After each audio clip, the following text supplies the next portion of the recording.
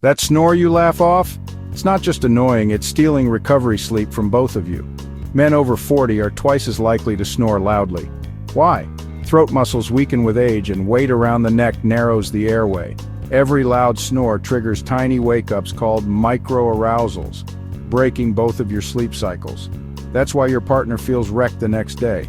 4 steps that actually work. First, sleep on your side. Second, get checked for sleep apnea. It's more common than most men think. Third, even small weight loss can reduce snoring. And finally, white noise or earplugs help partners when all else fails.